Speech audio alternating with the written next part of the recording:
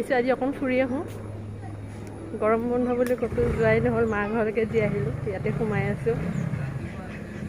ভাবিছোঁ আজি অকণমান ফুৰি আহোঁগৈ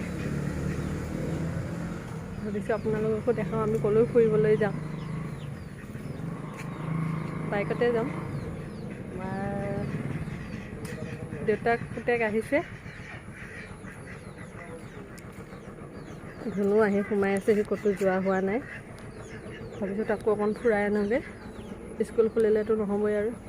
স্কুল খোলাৰ পাছতে পৰীক্ষা আৰম্ভ হ'ব আৰু মাজতে আৰু 3-4 দিনহে বাকী আছে স্কুল খুলিবলৈ তাকে ভাবিছোঁ স্কুল খোলাৰ আগে আগে অকণ ফুৰি আহোঁ ভাবিছোঁ আপোনালোককো দেখাওঁ আমি ক'লৈনো যাওঁ আজি ৰ'দটো ৰাতিপুৱা বেলা কম আছিলে এতিয়া ওলাইছে উপায় নাই গৰমৰ দিন ৰ'দটো দিবই তাৰ মাজতে ফুৰি আহোঁ আমাৰ ঘৰৰ ওচৰতে আৰ্মি কেম্প ঘোঁৰাবোৰ আজি এৰি দিছে বাহিৰলৈ আহিব নোৱাৰে বাৰু বেৰ দিয়া আছে আৰু আপোনালোকে মোৰ চেনেলটো চাই যদি ভাল পাইছে প্লিজ ছাবস্ক্ৰাইব কৰি দিব বুলি আশা ৰাখিলোঁ আমি এতিয়া আহি পালোঁ অল্ড মিছামাৰী গেট বন্ধ কৰি দিলে ট্ৰেইনখন আহিছে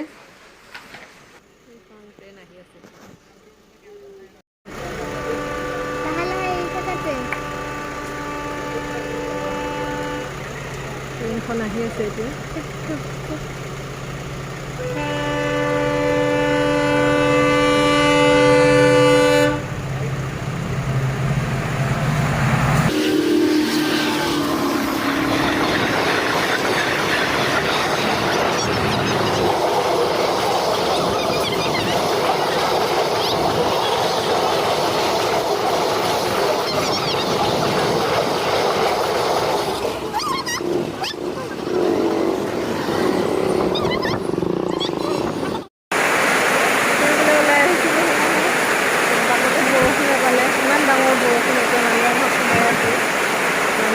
বাৰান্দাতে ৰখি আছোঁ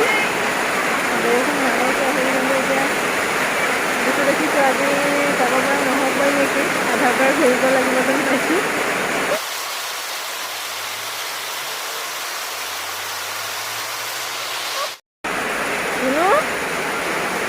কি হ'ব আজি ফুৰিবলৈ যোৱা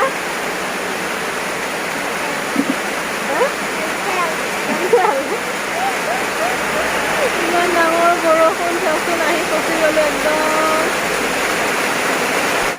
বৰষুণৰ মাজতে আহি আমি মন্দিৰ পালোঁ এইফালে বৰষুণ দিয়া নাছিলে কিন্তু এতিয়া বতৰটো একেবাৰে বেয়া কৰি বৰষুণে আহিব চাগে দেই ন মাৰিছে ডাঙৰ বৰষুণ দিব চাগে এয়া আমি এতিয়া আহি পালোঁ মহাভৈৰৱ মন্দিৰ পাইছোঁ এতিয়া আমি তেল ধূপ চাকি লৈ লওঁ তাৰপিছত ভিতৰত সোমাম তেল ধূপ চাকি লৈ এতিয়া মন্দিৰৰ ভিতৰ ভাগলৈ যাওঁ সেইখিনিতে মই আপোনালোকক মহাভৈৰৱ মন্দিৰৰ বিষয়ে দুআষাৰ ক'ম তেজপুৰ চহৰৰ উত্তৰ দিশত এটা সৰু টিলাৰ ওপৰত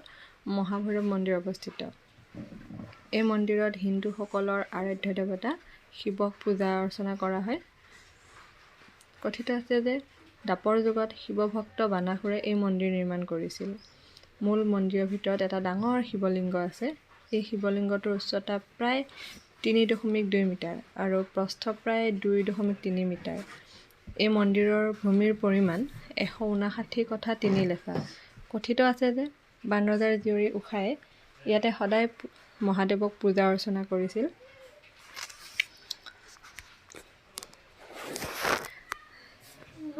বতৰটো বহুত বেয়া হৈ আহিছে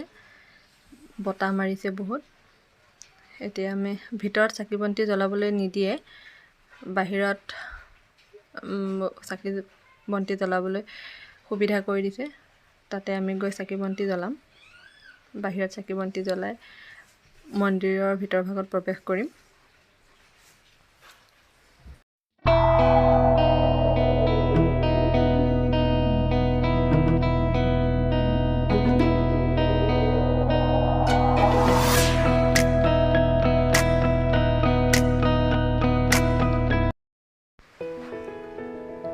ইফালে ভৰি হাত ধুবলৈ পৰা ধুনীয়া সুবিধা আছে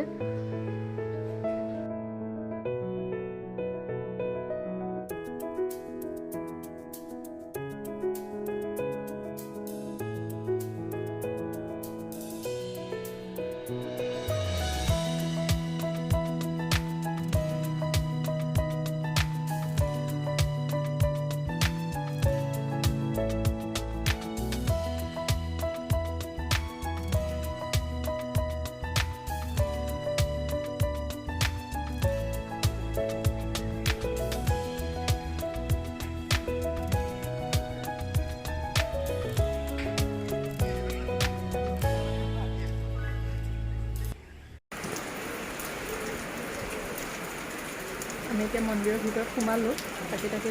বন্তি জ্বলাই আহিলোঁ। ইমানেই বৰষুণ দিছে যাতে এইটো ওলাব পৰা নাই। সেইখনতে অকণ ৰখিব পৰা ঠাই আছে, তাতে ৰখিছোঁ। মন্দিৰ আহি পোৱাৰ লগে লগে বৰষুণ দিলে।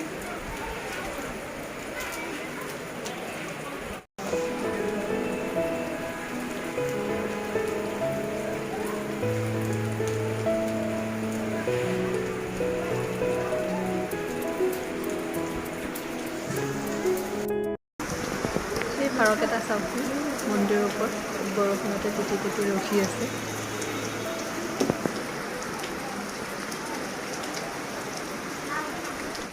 মন্দিৰৰ প্ৰৱেশদ্বাৰৰ সন্মুখতে এফালে গণেশ আৰু আনফালে হনুমানৰ মূৰ্তি আছে।